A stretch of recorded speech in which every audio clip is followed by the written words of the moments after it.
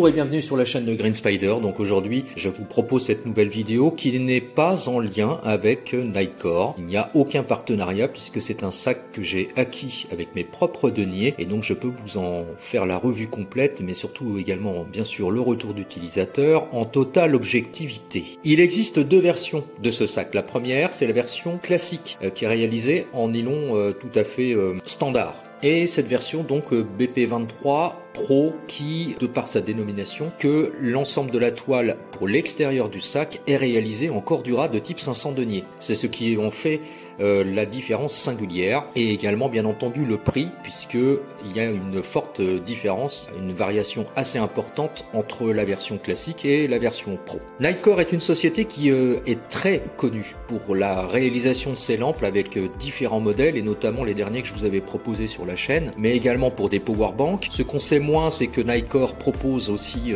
un département de développement, on va dire, pour tout ce qui est accessoires, notamment pour la photographie. Et il possède également donc un département de développement sur l'emport. Alors il y a différents éléments, des pochettes spécifiques, il y a également un sac en bandoulière et il y a aussi des sacs. Chez Nightcore, il y a principalement trois sacs. Le premier, c'est le BP20 qui est en fait un sac un peu typé tactique en nylon classique de 20 litres. Le BP18 qui est spécifique puisqu'il a une particularité, c'est qu'on peut modifier le système de sangle et de le rendre en monobretelle et comme son nom l'indique, il fait que 18 litres. Et le BP23 dans ces deux déclinaisons comme je vous l'ai dit au départ et notamment donc cette version qui est en Cordura 500 deniers. La particularité de ce sac, c'est qu'il est prévu donc pour emmener du matériel en milieu urbain. 23 litres, on va dire que c'est le volume standard que l'on peut retrouver dans la plupart des sacs qui existent sur le marché. Maintenant, c'est pas un sac qui est forcément très typé non plus tactique, même s'il y a la présence quand même de certaines bandes sur le pourtour du sac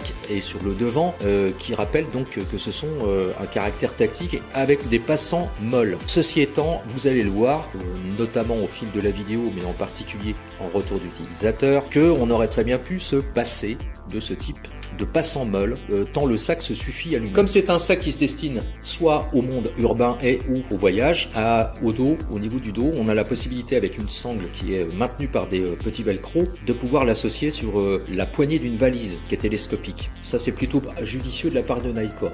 Bien entendu, on a la possibilité de se désolidariser assez rapidement au niveau des sangles, comme la plupart des sacs qu'on peut rencontrer. Pas de fioritures, c'est assez simple. Pour moi, c'est vraiment l'un des meilleurs compromis. Un peu de velcro dans le bas si on souhaite mettre pourquoi pas un moral patch également sur le dessus, mais ce qui est intéressant aussi c'est la modularité. À l'intérieur on a la possibilité de mettre des panneaux de type velcro, ce qu'on appelle du hook and loop, que vous connaissez sans doute puisque j'en avais déjà parlé sur la chaîne, ce qui va permettre donc d'avoir une bonne modularité au niveau de l'ensemble. Des petites subtilités à l'intérieur avec bien sûr des petites poches des deux côtés à l'intérieur du sac où on peut mettre des éléments qui craignent un peu ou pour éviter que ça se trimballe, pourquoi pas quelque chose d'un peu plus volumineux. Je l'ai testé dans différentes situations, que ce soit de manière on va dire travail avec le PC portable et il y a un certain nombre d'éléments à l'intérieur qui permettent donc de travailler au quotidien, tant sur l'aspect EDC classique avec un minimum d'équipement on va dire, et l'appareil photo, et puis de manière extensible avec un trépied d'appareil photo assez important, etc.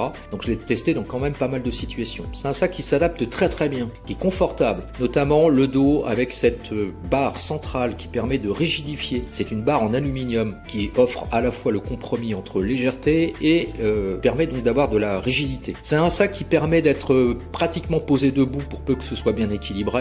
Il y a quand même pas mal de choses. Ce que je vous montre, c'est la configuration d'origine. Bien entendu, les panneaux velcro qui sont présentés, ce sont des ajouts. Alors pour la petite info, je vous laisserai des liens. Vraiment, ça vous intéresse avec les panneaux en question qui sont de chez Helicon et qui sont à l'heure actuelle le meilleur compromis rapport qualité-prix. Donc c'est un sac qui est vraiment adaptable, facile d'utilisation, facile d'entretien. Il n'existe cependant qu'en une seule et unique couleur, mais c'est ce qui s'explique aussi puisque c'est à la base un sac urbain. Donc les petites subtilités, soit des pull tabs jaunes ou des petites coutures jaunes, rappellent bien entendu l'identité à Nightcore. Plutôt que de m'étendre sur les caractéristiques du sac qui vont être relativement rébarbatives, je vais vous laisser bien sûr en lien en dessous dans la description, un lien qui vous permettra d'aller voir sur le site à la fois Nightcore mais également sur Knife and Tool pour que vous puissiez voir au niveau des caractéristiques techniques. C'est un sac qui comporte quand même certaines choses très intéressantes. La première effectivement c'est du Cordura 500 deniers. On va pas revenir sur le principe même de la toile, on le sait, le Cordura est un élément qui est quand même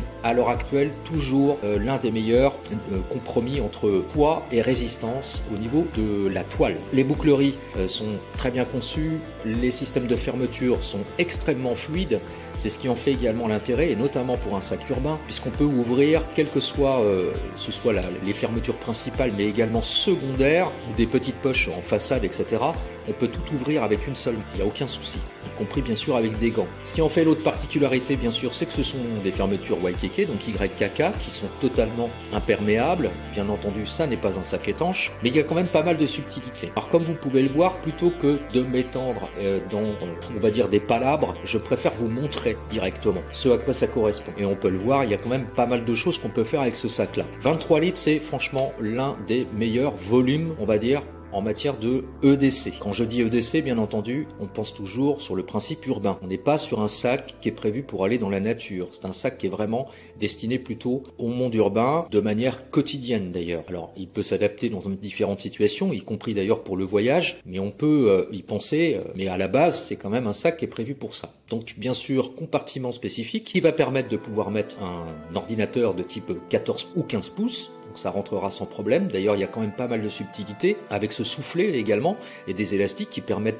de augmenter en fonction de l'épaisseur du PC qu'on va pouvoir emmener, mais on peut également bien sûr mettre une tablette à l'intérieur dans la première partie. Ce qui est très intéressant avec ce sac, c'est que ça s'ouvre, comme je l'ai dit, très facilement. Il y a un rabat avec velcro qui va assurer bien sûr la fermeture du premier système de rabat, mais que l'ensemble, que ce soit la première partie ou la seconde, on va pouvoir ouvrir ça entièrement. Du coup, on a une accessibilité parfaite. Et c'est ce qui, à mon sens, est le plus intéressant sur ce type de sac. Retour d'utilisateur donc sur ce sac. Sincèrement, c'est un très bon sac. Bien sûr, il faut pas y penser d'utilisation, on va dire, extra-urbaine. J'en vois vraiment pas l'intérêt. C'est pas du tout un sac qui est conçu pour ça. Bien fini, bien construit, les fils sont bien arrêtés partout. La toile à l'intérieur, qui est d'ailleurs traitée Ripstop, Rainstop, de couleur blanche, permet un meilleur contraste au niveau du volume intérieur, en fonction de ce qu'on va emmener. Donc ça, c'est vraiment très très bien fait. J'ai rien à dire au niveau de la construction, au niveau de la tenue aussi sur le dos, ça marche très très bien. Absence de sangle abdominale, mais ça comporte pas vraiment d'intérêt. Ce qui va par contre m'arrêter et sur lequel j'aurais voulu revenir, c'est le principe, premièrement, de la sangle qui permet de récupérer le sac à la main, de manière manuelle. Elle est à mon sens trop juste. C'est une petite sangle, même si elle est bien conçue et qu'elle fait le tour, une grosse partie du haut du sac, rien à dire au niveau de la construction, mais je la trouve un peu juste. On aurait bien aimé quelque chose de peut-être un peu moins lâche et d'un peu plus épais. Style une double combinaison avec peut-être deux épaisseurs qui auraient permis d'avoir une meilleure tenue en main et peut-être un sentiment d'un peu plus de sécurité au niveau de la prise en main. Ça, c'est la première chose. Et la deuxième chose, ce sont les passants molles, mais notamment ceux qui sont réalisés de manière frontale. Il n'y a pas assez de passants. Je ne vois vraiment pas l'intérêt d'en avoir fait. Pourquoi ? Parce que, comme tout utilisateur, si on commence à mettre des pochettes là-dessus, avec la gravité, elles vont partir en arrière, même si ce sont des petites pochettes. Par ailleurs, ça va alourdir le sac de manière considérable, donc je vois pas vraiment l'intérêt. Autant celles de manière latérale peuvent être utiles, hein, on peut y mettre des petites pochettes, que ce soit chez Nicor ou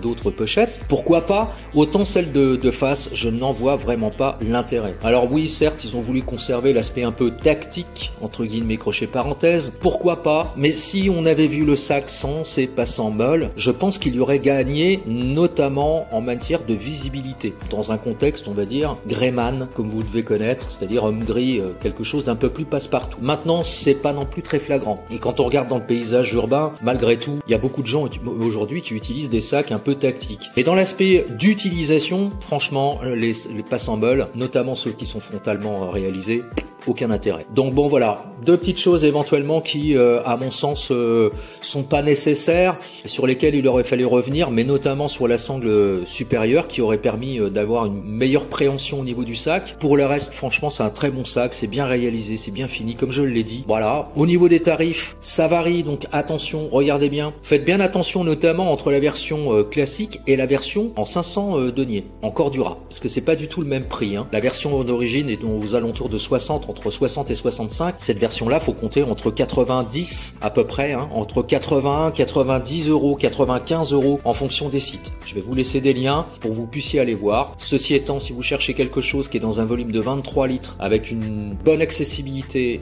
et une certaine modularité quand même, pensez-y, réfléchissez-y. Ninecore est pas très connu dans la conception de ce genre de choses et pourtant là, je trouve qu'ils ont fait une très belle réalisation malgré les quelques points que j'ai notés. Voilà, j'espère que cette vidéo vous aura plu. Comme toujours, si vous avez des questions ou des commentaires, n'hésitez pas, c'est en bas que ça se passe par message privé. Je vous dis à très bientôt pour de prochaines vidéos et d'ici là, comme toujours, portez-vous bien et carpe diem. Salut.